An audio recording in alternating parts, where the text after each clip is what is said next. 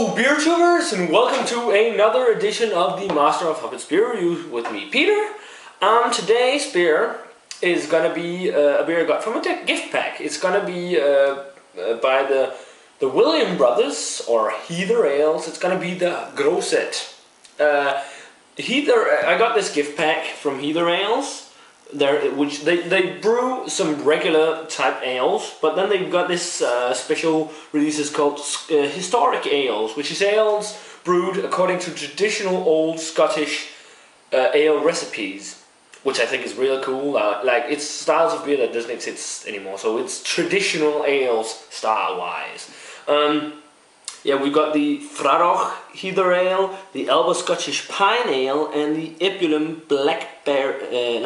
Elderberry Black Ale, and they're all brewed with different Scottish heather ingredients, and that's pretty cool. The only one I can't get from the brewery is their Kelpie, which is brewed with seaweed.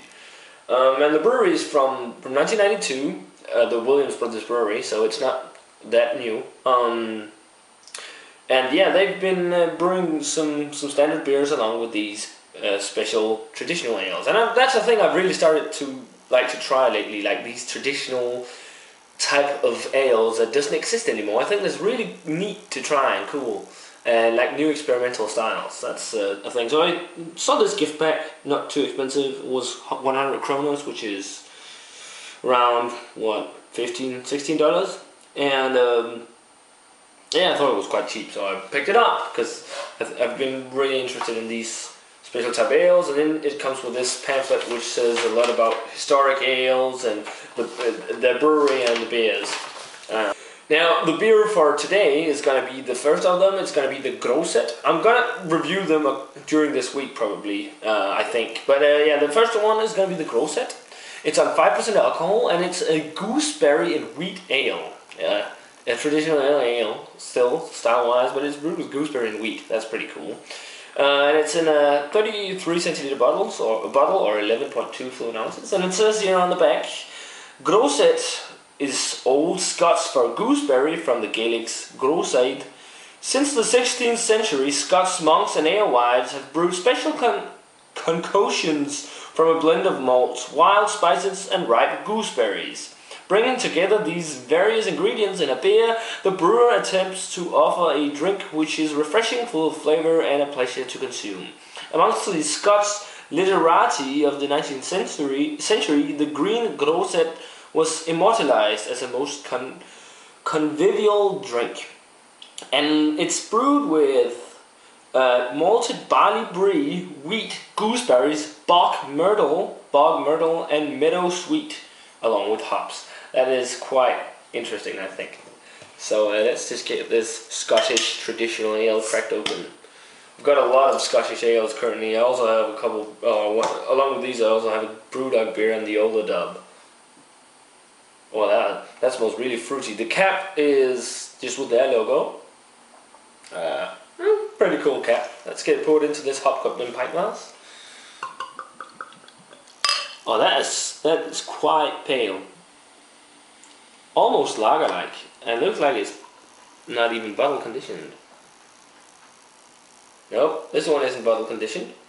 Wow, that smells fruity. The color is just yellow. It looks like a lager, though it isn't. It is an ale. Very, very, very pale looking. Maybe a bit darker than a lager, but a yellow straw type color, fizzy head. Let's check out the aroma. Immense amount of very fruity character to it. Smells very, very acidic actually as well. Slightly malty, like a caramelly note. It says here that yeah, it should be good to eat or have with, what was it, light foods like pastas and salads. And yeah, it's described by Scottish press as a light pale ale with champagne type of flavour, which is pretty cool. But you can also smell some wheaty notes, some slightly biscuity, bready malts. But really, those gooseberries It smells really fruity, and those gooseberries have like a acidic quality to them. So that's quite interesting. Let's check it out.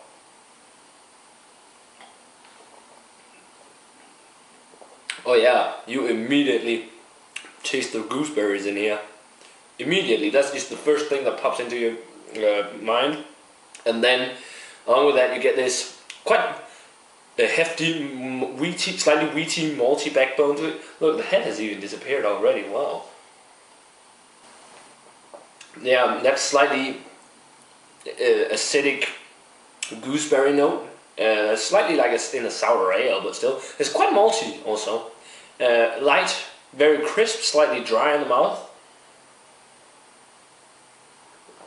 It is, though, quite mild, slightly bitter. I wouldn't consider it extremely special or good. It just tastes like a very fruity type of ale, still with a good deal of bitterness. There's definitely also a small amount of hops in here. It reminds me a little bit of a blonde ale, a British style golden or blonde ale,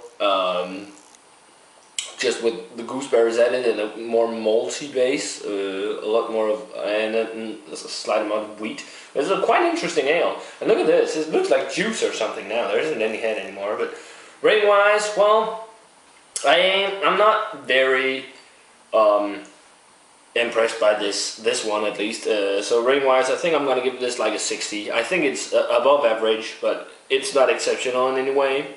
But it's definitely worth to check out if you're interested in like old type of traditional ales that's extinct, that doesn't exist anymore. Yeah, I'm looking forward to trying the others, especially the Alba, since it's brewed with pine, so it should be quite piney. And yeah, also some of the other of these ales. But that's it for this beer review, guys. Let me know what you think of the Grozet, if you've had it, the gooseberry wheat ale from, Heather Ales. And that's it for this beer review. Yeah, remember to comment, subscribe, thumbs up, check out my older videos and all that. And I want to say cheers, guys, and I'll see you in another beer review.